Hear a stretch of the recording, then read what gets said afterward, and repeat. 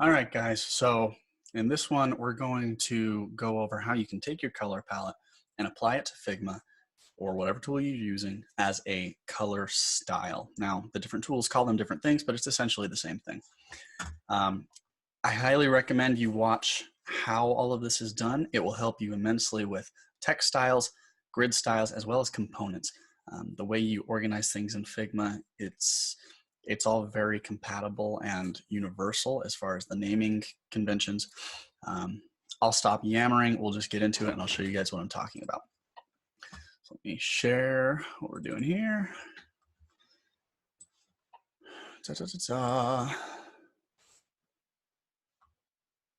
Awesome. Okay, so we've got our two color palettes here. I'm going to use this one just because it's more flushed out already and it's on the right. So we're going to use this color palette. Now, what do I mean when I say a color style? If you're familiar with components at all, this will make a lot of sense to you, but basically what a color style does is it tells Figma, these are the colors we're using. These are the colors I'm going to apply throughout my designs. So Figma saves those colors, and then instead of creating a shape and having to go in and find your color or type in your hex code every single time, you can come over to your color styles. You see we don't have any yet, and you can just select the color you want. This is super helpful, one, because it helps you stay consistent. If you have a color that you have designated as your active button state color, you can label it that. And every time you create a button, you can make sure you select active button state. That way you don't have differing colors. Why is this important? When a user comes onto your site, the more colors they see, the more they have to process. And this is the same with text, shapes, colors. Everything you put on the screen is more sensory information that they have to take in, and it heightens their cognitive load. If you want to go a little bit more into cognitive load, there's a designer I highly recommend you watch some of his stuff. He talks about cognitive load in a dark pattern series that he does on YouTube. His name's Doug Collins. You can also find him at denveruxer.com, I believe. And he does some great stuff. I highly recommend you look him up as well. But basically, in a nutshell, cognitive load is how much brain power you're capable or willing to put into something. We don't want to overstress or overwork our users, so we want to stay consistent as often as we can. Color styles, text styles, components, they help us do that. If a user comes on and in one instance, the active state button is blue, and then the next time they see a button, it's red, their first thought is not going to be, this button's ready to be clickable, because blue means it's active and ready to click. But if it's actually clickable, it's going to throw them off a little bit. They're going to get confused, and it's going to increase that cognitive load, the amount of information bearing down on their mental processes. So you want to make things as simple as you can, and that's done through consistency. So going back to text or color styles, we're going to use this color palette, and this is so simple to do. There is not a hard, fast rule as to how you name these. A lot of that will depend on your company, your preference, the developers you're working with, other designers you're working with. There's a couple ways I like to do it. Those are the ways I'm going to use. But the format in which you name these is important, and I'll show you why. So we're going to start with just our basic, our red colors, okay? Now, it really doesn't matter which one of these you start on because they're all going to be labeled. So I'm just going to start left, and we're going to make our way to the right. And for those of you who don't know, I group these together. The keyboard shortcut, if you want, instead of double clicking all the way down, if you hold Command, it'll take you to the base level of whatever you click on. Nifty little shortcut, save you some time. So we're going to start over here on 130101. Hex codes aren't that important right now. But what we're going to do is we're going to come over to our color section. We've got fill, we have this plus button. We don't want plus, that's going to add another color. What we want is these 4 dots. This is like our more options button. Now you'll see we have an option to browse libraries. If we had any libraries imported, we could access colors through there. Or we have color styles, of which we don't have any yet. So what I'm going to do is I'm going to hit this plus button inside this little pop-up. And it's create style. Now what do I want to label this color? It really depends on what I'm using this color for. I've seen some people just label them with hex codes. I've seen some people label them button / active / primary. You can get creative, but you want to be consistent. For the sake of showing you how labeling works, I'm just going to call these reds or primaries. The bottom one, or the next ones will be secondaries, and then grayscale.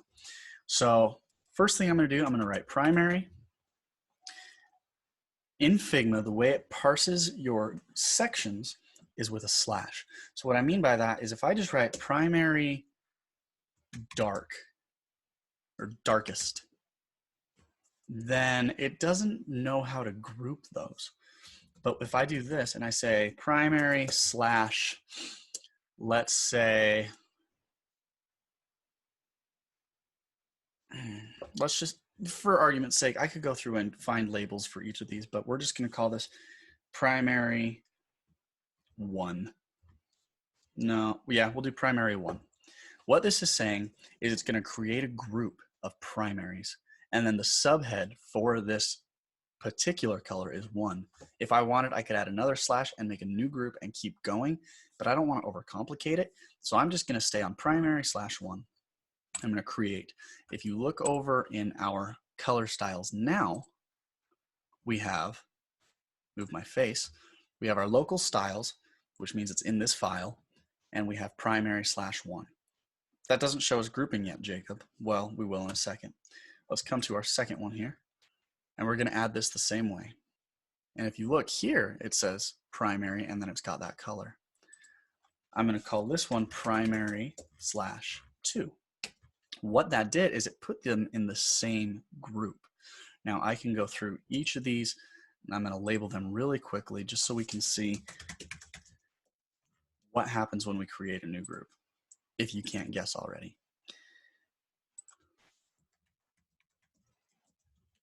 Actually, I'm going to call this one, if you need to edit something, you can come up to this little, it's almost like a slider for a soundboard, and you can go to edit. And I'm going to change this to primary main because that is our main color we're going off of. And then we will come back and we will finish up our primaries very quickly. Primary 5. Oops, don't want to click that one. I want the 4 squares.